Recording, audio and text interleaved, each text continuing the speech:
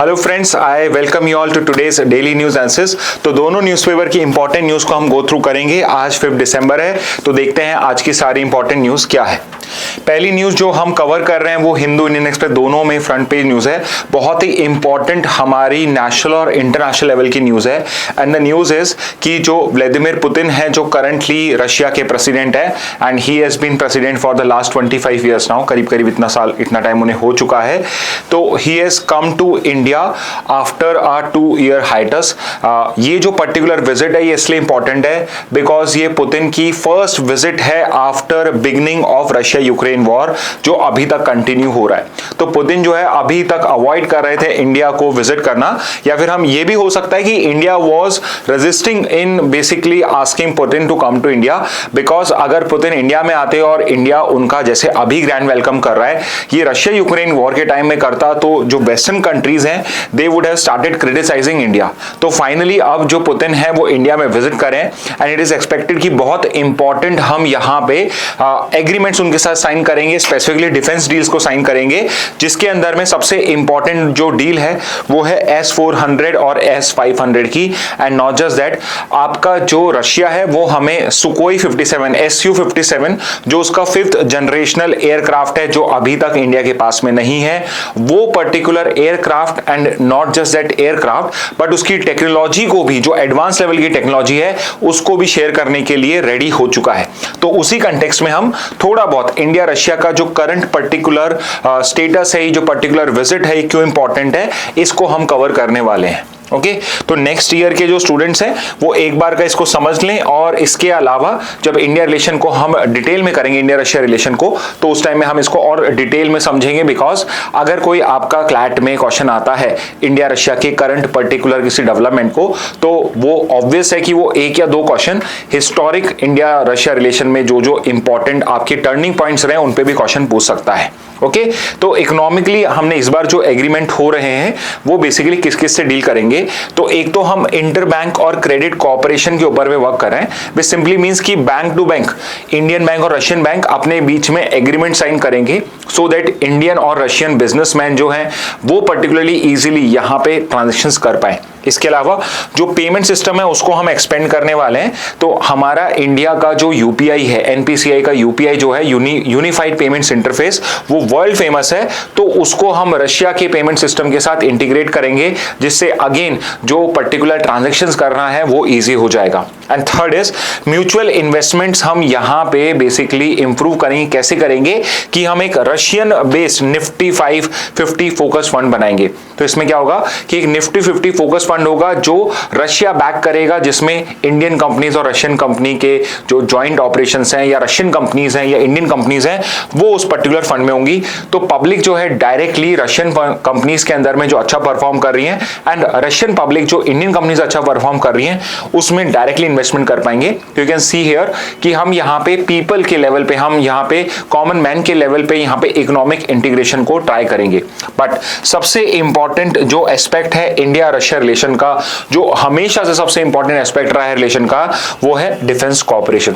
तो करंटली भी जो रशिया है वो इंडिया का लार्जेस्ट डिफेंस पार्टनर है, और for a very long time since our independence our largest defence partner has been one single country, and ये एक ऐसी कंट्री है जो हमारे साथ हर टाइम खड़ा रहा है। तो ये जो पर्टिकुलर कंट्री है वो है रशिया। पहले यूएसएसआर था और अब रशिया है, और ये हमेशा हमारे बुरे टाइम में हमारे साथ में खड़ा रहा है। तो इसलिए फिर से यहाँ पे हम ये देख पा रहे हैं कि it is the Russian government, it is the Russian companies which are not just providing us with defence equipment, but उसके अंदर में जो टेक्नोलॉजी भी हम यूटिलाइज कर रहे हैं उसको भी हमें प्रोवाइड कर रहा है। ओके तो इंडिया भी करंटली S-400 3 रेजिमेंट इसकी डिप्लॉय कर चुका है, and you know this very well कि कितनी इंपॉर्टेंट रही है इंडिया के डिफेंस के अंदर में ड्यूरिंग ऑपरेशन सिंदूर। ओके तो ये इंडिया जो है, India is not just limiting itself to just procuring these 3 regiment, India wants more such S-400, करीब 300 S-400 मिसाइल डिफेंस सिस्टम्स की हमने डिमांड करी है। बट नॉट जस्ट दिस, अब हम उनसे जो उनका और भी एडवांस वर्जन है S-500 उसकी डिमांड कर रहे हैं। What would be special about S-500 कि जो S-500 होगा वो सिर्फ सुपरसोनिक नहीं, इवन हाइपरसोनिक मिसाइल जो होती हैं, हाइपरसोनिक मतलब कि जिनकी स्पीड साउंड के स्पीड के 5 टाइम्स है, मतलब मैक 5 से ज्यादा की जिनकी स्पीड है, उन पर्टिकुलर मिसाइल्स को भी इंटरसेप्ट कर पाएगा। और कहां तक कर पाएगा? बियॉन्ड 500-600 किलोमीटर रेंज, मतलब 600 किलोमीटर पे अगर हाइपरसोनिक मिसाइल है तो ये वहां जाकर उस पर अटैक कर सकता है। और counter stealth aircraft ballistic missile जो है उनको भी काउंटर कर सकता है। तो ये एक पर्टिकुलर कैपेबिलिटी होना कि आप स्टील्थ एयरक्राफ्ट जो रेडार्स को बेसिकली आपका अवॉइड कर पाते हैं, इवन उन पर्टिकुलर एयरक्राफ्ट को ये अटैक कर पाएगा।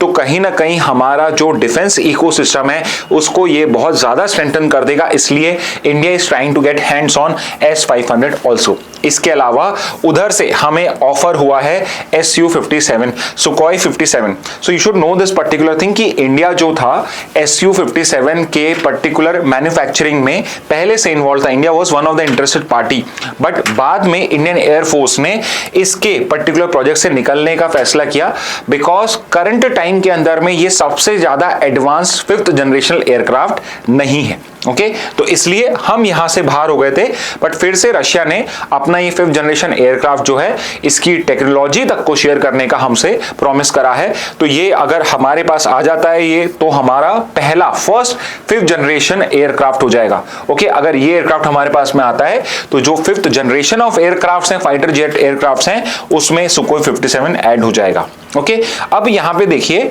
कि एक और जो पर्टिकुलर आर्टिकल्स में बात करी गई है कि ये जो पर्टिकुलर इंडिया का स्टांस है ये रशिया यूक्रेन वॉर को लेके, ये इसका न्यूट्रल स्टांस शो करता है। इंडिया जो है हमेशा उसने रशिया के साथ कभी भी रिलेशंस खराब करने की कोशिश नहीं करी है, but at the same time India realises कि रशिया यूक्रेन वॉर के अंदर में अग्रेसर जो है वो रशिया है और उसके पोजीशन को जस्टिफाई करना इंटरनेशनल में इट इज वेरी डिफिकल्ट। तो उसने रेदर देन क्रिटिसाइजिंग रशिया और rather than favouring Ukraine in this particular war directly, it has stated कि we are looking for dialogue without taking any side. तो we are in favour of Russia Ukraine dialogue so that इस particular war को हम जल्दी से जल्दी अच्छे तरीके से इक्विटी के बेसिस पे इसको पर्टिकुलरली वो कर पाए। तो ये इंडिया का जो स्टांस रहा है नॉन अलाइनमेंट का, उसको शोकेस करता है। But at the same time कि इंडिया कह सकते हैं रशिया पे थोड़ा बहुत निर्भर भी है कि उसको डिपेंड करना पड़ता है, but at the same time आप इसे इस तरीके से भी देख सकते हो कि इंडिया जो है वो भी अपने ऑल वेदर फ्रेंड के साथ हमेशा खड़ा रहता है। ओके तो ये है करीब एक particular contemporary overview, current overview है आपका ये। तो आगे फ्यूचर में हम इसका जो पास्ट रहा है, हिस्ट्री रही है, उसको भी अच्छे से करेंगे। ओके तो ये है particular India Russia relationship.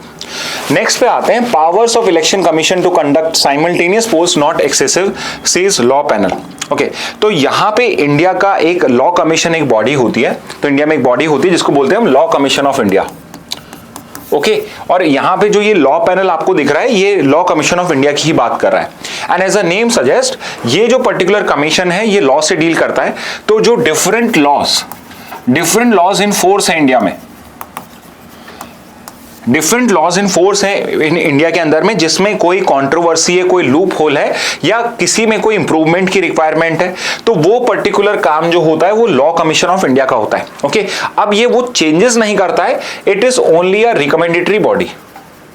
Okay ये एक रिकमेंडेटरी बॉडी है, बट बहुत ही ज्यादा एक्सपर्ट्स की, सुप्रीम कोर्ट के, हाई कोर्ट के जो जजेस होते हैं वो इसको गवर्न करते हैं। इसके अंदर में बहुत ही लॉ के जो एक्सपर्ट्स होते हैं, अच्छे वाले लॉ एक्सपर्ट्स होते हैं, वो इसके मेंबर्स होते हैं। They are a recommendatory body जो गवर्नमेंट को, सेंटर और स्टेट को रिकमेंड करता है कि what changes should be made in the laws of India so that हम उसको और भी बेटर तरीके से वहां पे इंप्लीमेंट कर सके।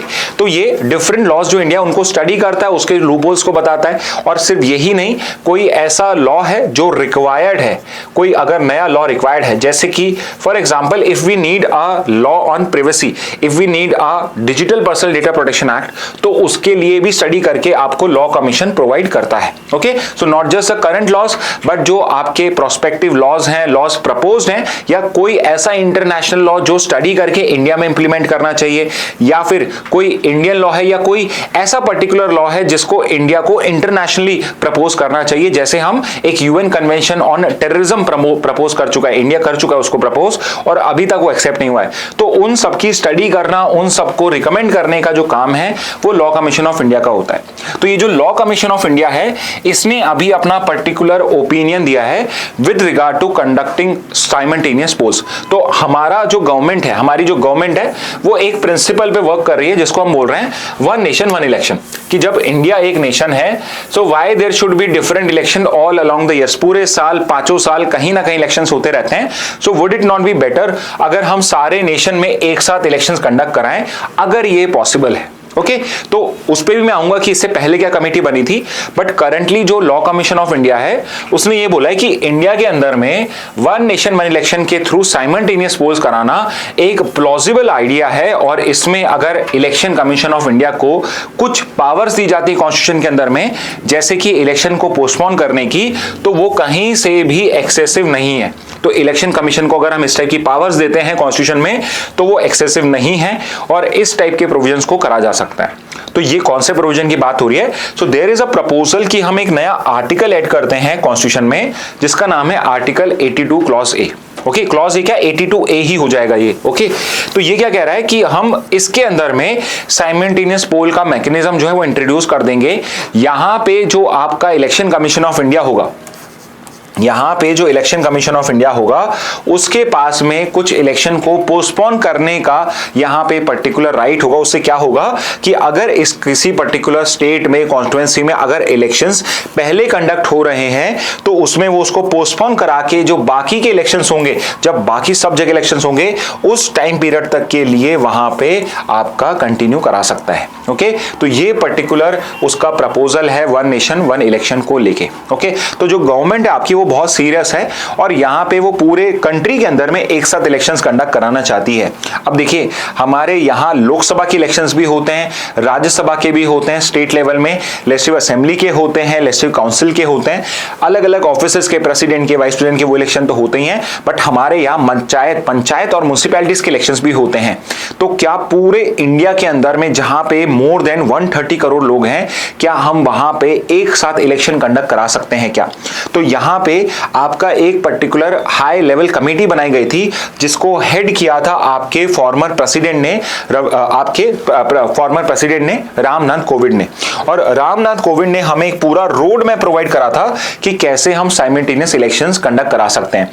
और उनका सिंपल सा प्रिंसिपल था कि हम यहां पे फेजेस में इलेक्शंस कराएंगे। ओके, फेजेस में इलेक्शन कराएंगे and what we will do is कि हम जिस पर्टिकुलर स्टेट में लेजिस्लेटिव असेंबली के इलेक्शंस करा रहे हैं उसी स्टेट के अंदर में लोकसभा के अंदर में भी इलेक्शंस कंडक्ट करा देंगे। और यूजुअली क्या करा जाएगा कि स्टेट्स को ग्रुप किया जाएगा जहां पे इलेक्शंस एक साथ कंडक्ट किए जा सकते हैं। और उससे क्या होगा कि आपका जो ये साइमल्टेनियस इलेक्शन करने का जो पर्टिकुलर प्रोसेस है वो इजीली हम कर सकते हैं।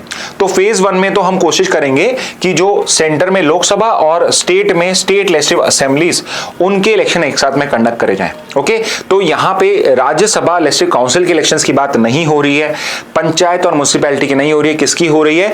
स्टेट पे लेजिस्लेटिव असेंबली यानी आपकी विधानसभा, जैसे राजस्थान की विधानसभा हो गई और जो लोकसभा हो गया आपका, जो एमपीज के इलेक्शंस होते हैं लोकसभा में, वो पर्टिकुलर आपके इलेक्शन एक साथ कंडक्ट कराए जाएंगे। फेज 2 के अंदर में आपके जो पंचायत म्युनिसिपैलिटीज के इलेक्शंस हैं वो भी इन्हीं पर्टिकुलर इलेक्शन के साथ कंडक्ट करा दिए जाएंगे।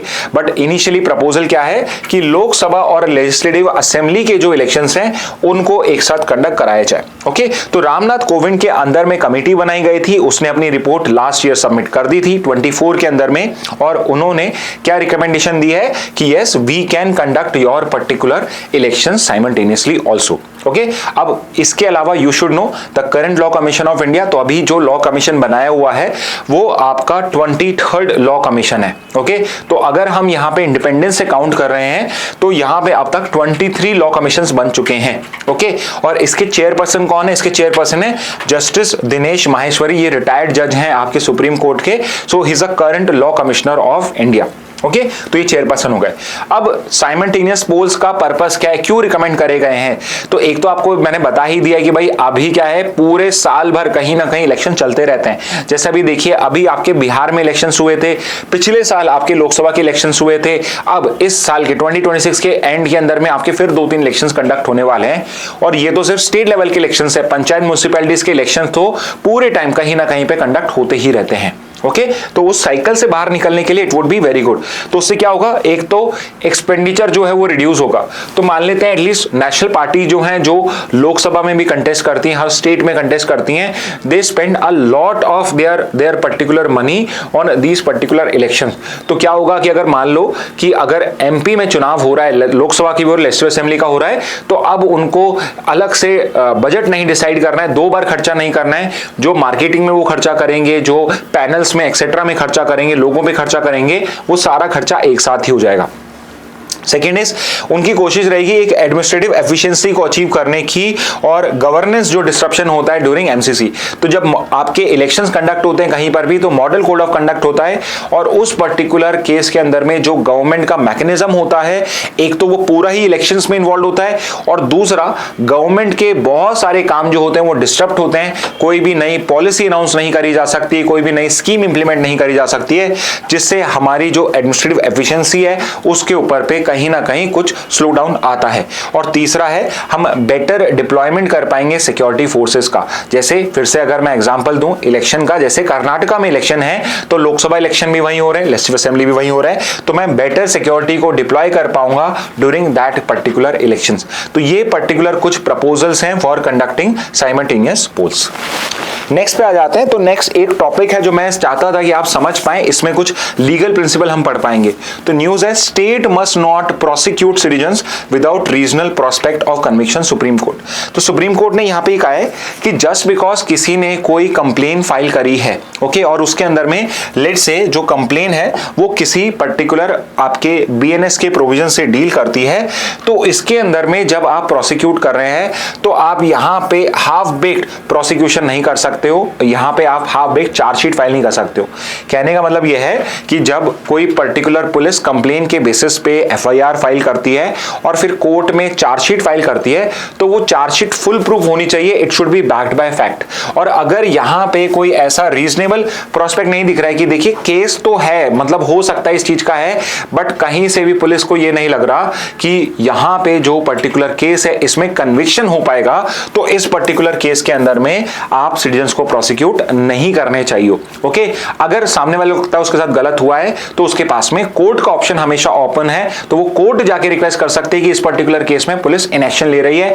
और अगर पुलिस अपना फुल प्रूफ केस बनाती है तो पुलिस भी अपने आप को कोर्ट में भी डिफेंड कर पाएगी और सामने जो पर्टिकुलर डिफेंस में है उसके अगेंस्ट में अपने आप को डिफेंड कर पाएगी। ओके, तो यहां पे सुप्रीम कोर्ट ने कुछ की लीगल प्रिंसिपल्स को, जो पहले से हमारे लीगल प्रिंसिपल्स हैं, उनको वापस से रिट्रेट करा है कि क्यों ये इंपॉर्टेंट है। तो पहला तो यह है कि भाई state must not initiate criminal proceedings on A Vim.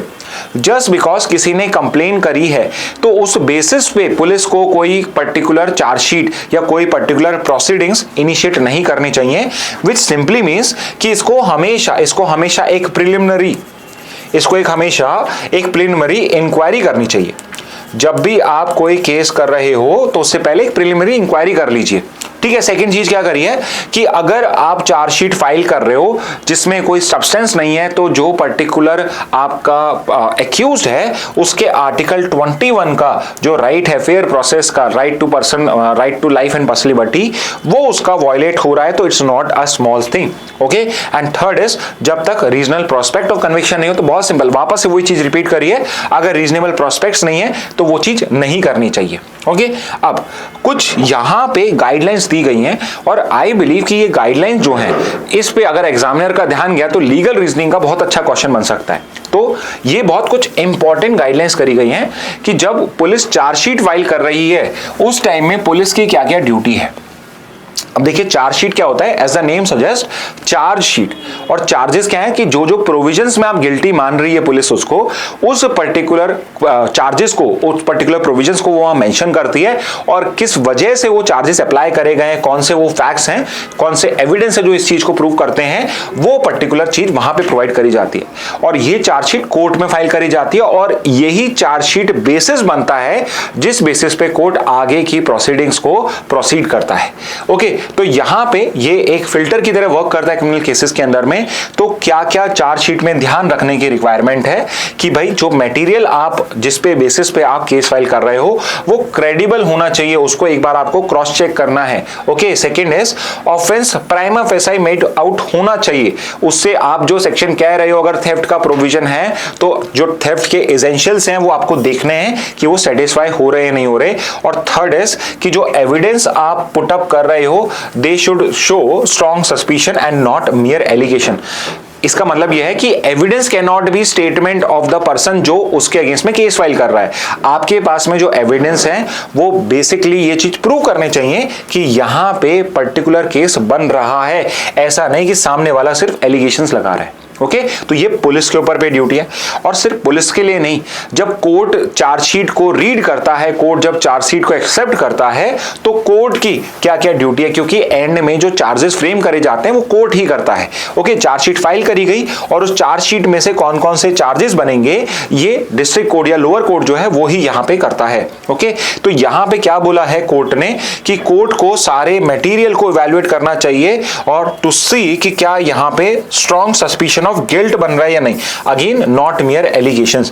तो कोर्ट की भी ड्यूटी है कि पुलिस अगर कहीं पे कुछ कमी छोड़ रही है तो कोर्ट यहां पे देखे कि ये जो एविडेंस सबमिट करे गए हैं क्या इससे कोई स्ट्रॉन्ग केस बन रहा है नहीं बन रहा है।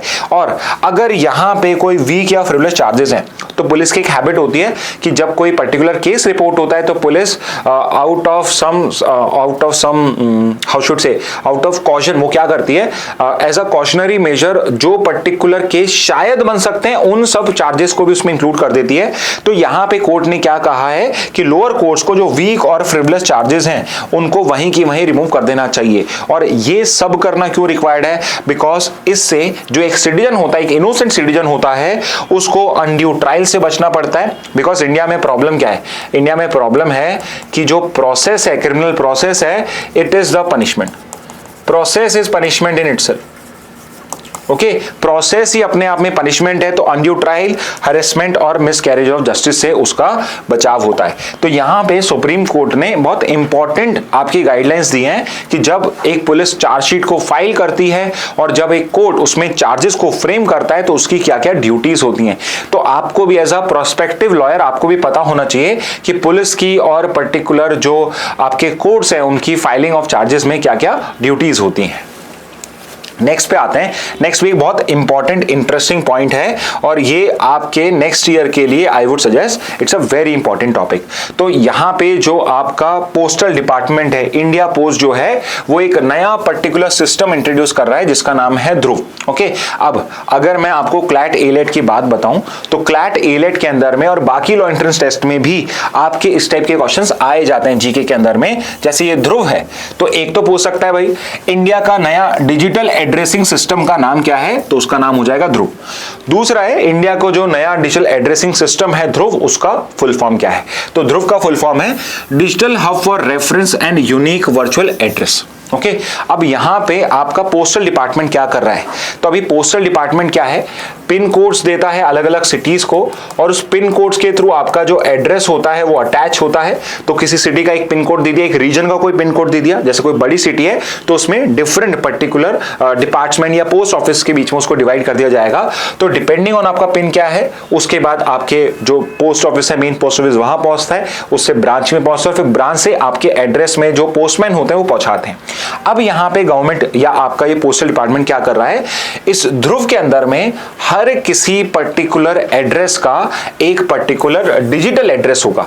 ओके, यहां पे क्या हो जाएगा, अब एक डिजिटल एड्रेस होगा, यानी कि लैटिट्यूड और लॉन्गिट्यूड से हर पर्टिकुलर घर का एक एड्रेस क्रिएट कर दिया जाएगा।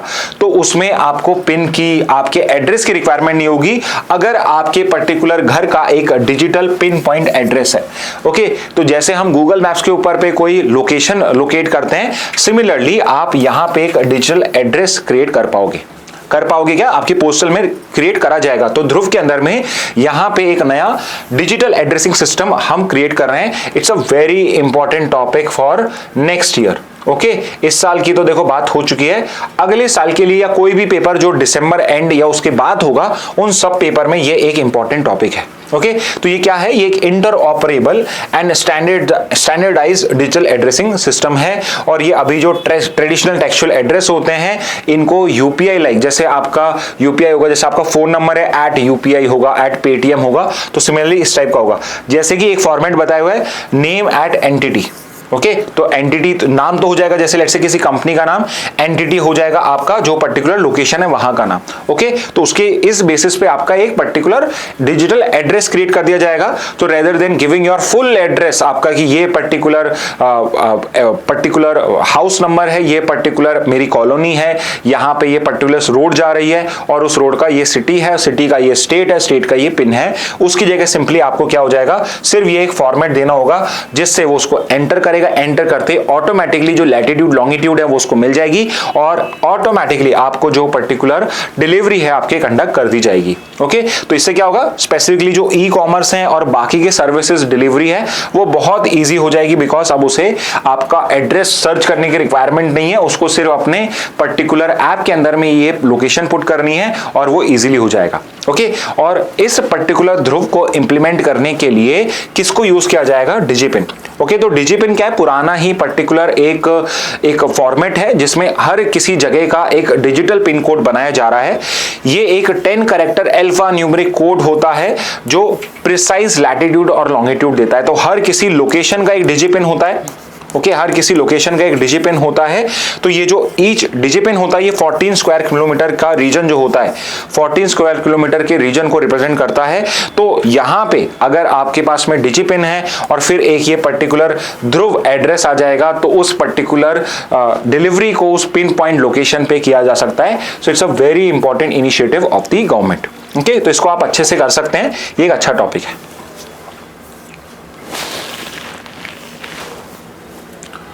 ओके नेक्स्ट पे आते हैं, wild life body BNHS to release 6 critically endangered vultures in Assam in 2026। अब देखिए जो वल्चर्स होते हैं आपके गिद्ध बोलते हैं जिनको हम, ये बहुत ही इंपॉर्टेंट स्पीशी है, बिकॉज जो वल्चर्स होते हैं ये स्कैवेंजर्स का काम करते हैं और जो आपकी पर्टिकुलर डेड बॉडीज होती हैं जो बेसिकली अदरवाइज एनवायरमेंट को डर्टी करती हैं, फाउल स्मेल आती है उसमें से, उन सबको ये क्लीन करने का काम करते हैं। But just like any other species जो आपके वल्चर्स हैं इंडिया में वो भी क्रिटिकली इंडेंजर्ड है। अब क्रिटिकल इंडेंजरमेंट जो होता है वो हाईएस्ट लेवल ऑफ इंडेंजरमेंट होता है, बिकॉज अगर अब हमने इनको सेव नहीं करा तो possibly in the next 5-10 years ये एक्सटिंक्ट हो जाएंगे। And the good thing about India is कि इंडिया जितने भी हमारे स्पीशीज हैं, चाहे वो क्रिटिकली इंडेंजर्ड हो, वल्नरेबल हो, सबको प्रोटेक्ट करने की कोशिश करता है और उनके लिए अलग अलग प्रोग्राम्स रन करता है। तो उसी पर्टिकुलर प्रोग्राम्स को रन करने के लिए वी हैव अनदर बॉडी, एक पर्टिकुलर नॉन गवर्नमेंटल ऑर्गेनाइजेशन है Bombay natural history society BNHS।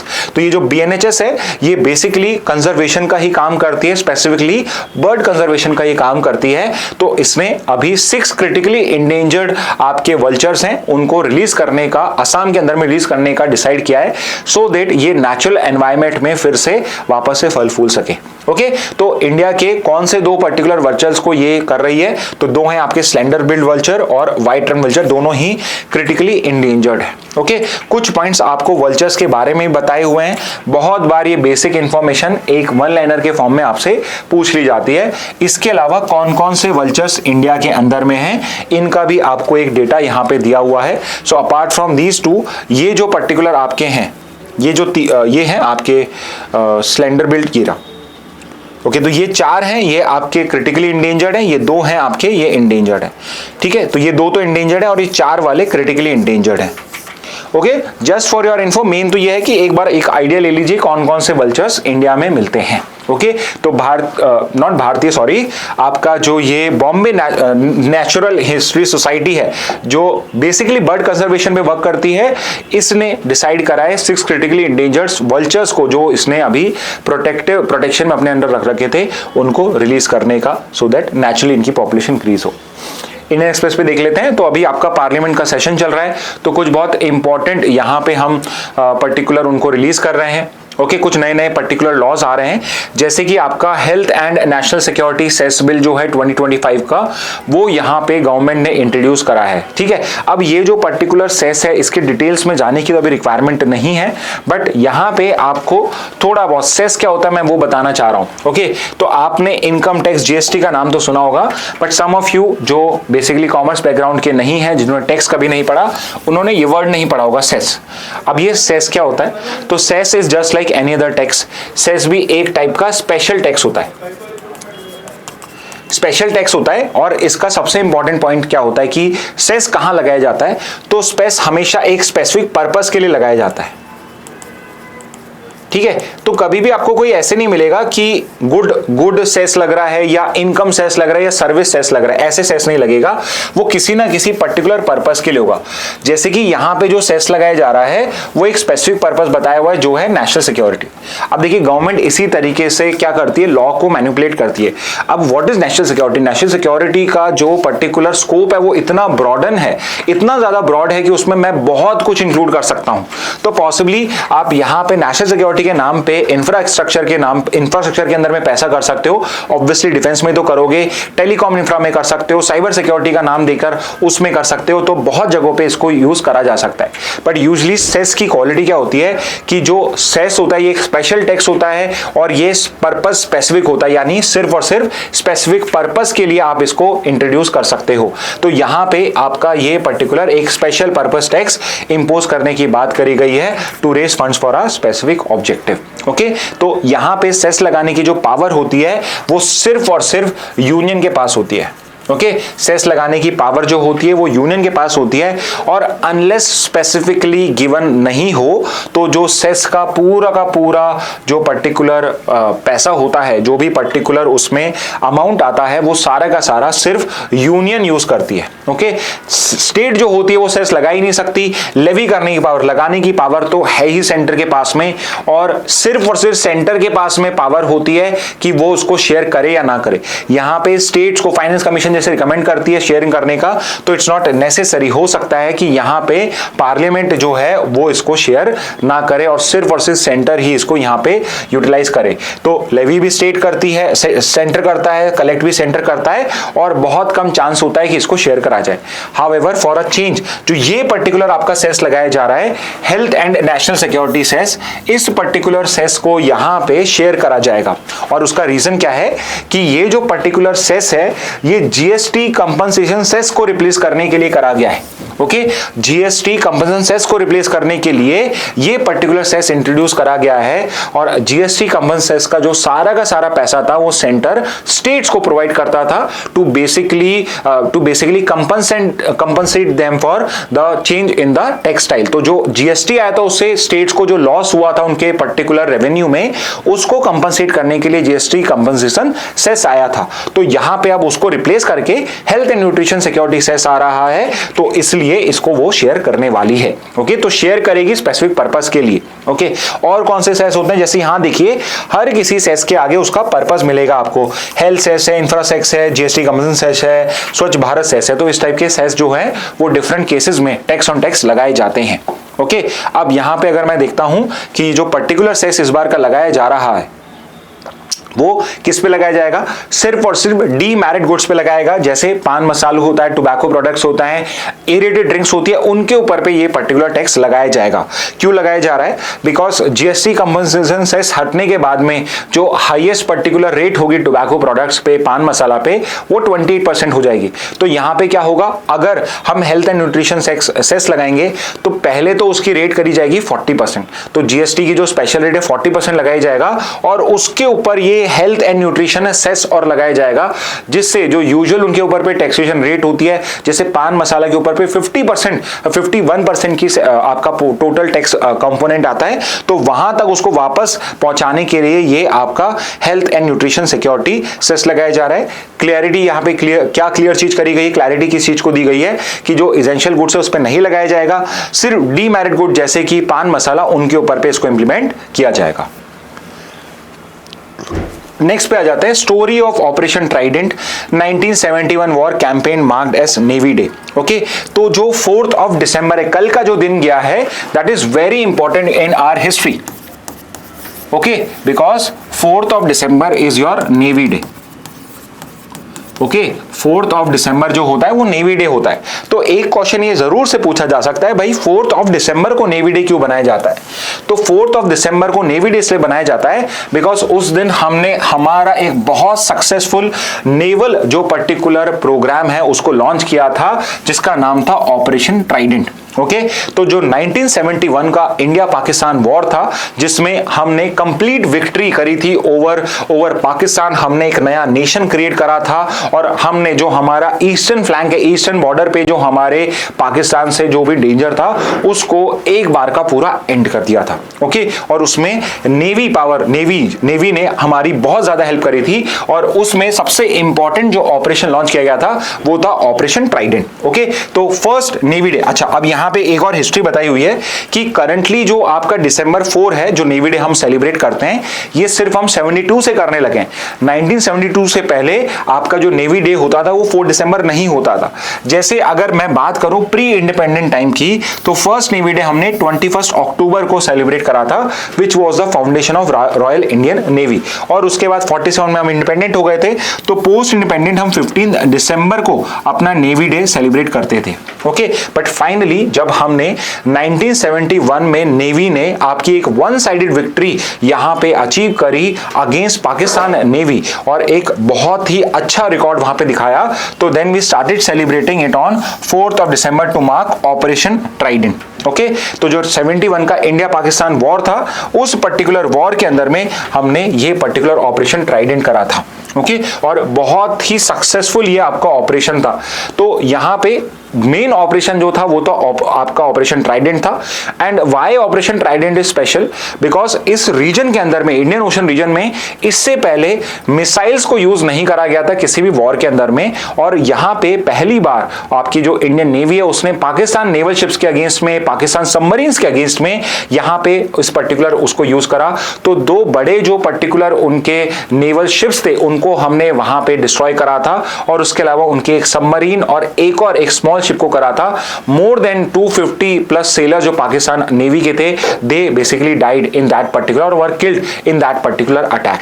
इसके अलावा एक ऑपरेशन पाइथन हमने करा था 8 दिसंबर को। 4 दिसंबर को ट्राइडेंट, 8 दिसंबर को ऑपरेशन पाइथन किया था, जिसमें हमने जो पाकिस्तान नेवी है उसका पूरा मोरल जो था उसको डिस्ट्रॉय कर दिया था। हमने पूरी की पूरी वहां पे हमारा जो डोमिनेंस था इंडियन ओशन के अंदर में, both in the Bay of Bengal and the Arabian Sea, वहां हमने उसको स्टैब्लिश कर दिया था। ओके, फिर हमारा एक और ऑपरेशन प्लान था। तो आप समझ सकते हैं कि ट्राइडेंट और पाइथन इतने सक्सेसफुल हुए थे कि ऑपरेशन ट्राइम्फ जो 10th ऑफ दिसंबर को प्लान था वो हमें कंडक्ट करने की रिक्वायरमेंट नहीं पड़ी, बिकॉज ऑपरेशन पाइथन से जो हमारी डोमिनेंस थी वो स्टैब्लिश हो चुकी थी, और अब जो पाकिस्तान था वो नेवल रीजन के अंदर में, ओपन सीज के अंदर में तो टोटली डिफीट हो चुका था।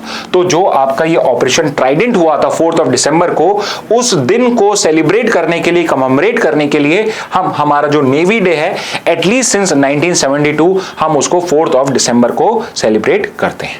ओके, तो स्टूडेंट्स ये थी आज की important news headlines from both your Hindu as well as Indian Express. तो अगर आप नेक्स्ट ईयर की प्रिपरेशन कर रहे हैं तो अभी से नोट्स बनाना स्टार्ट करिए। If you are a CLAT prep student तो प्लीज आप 10 दिन बाद मेरे से नोट्स को चेक कराना, सो दैट हम यहाँ पे एक फिगर आउट कर पाए कि हमें नोट्स को किस तरीके से प्योरीफाई करने की रिक्वायरमेंट है, कि जिससे आपके जो नोट्स हैं वो एग्जैक्टली जो क्लैट रिक्वायर करता है वैसे आप बना सकें। ओके, तो इस मैसेज के साथ आज का सेशन एंड करते हैं। Thank you and have a very nice day.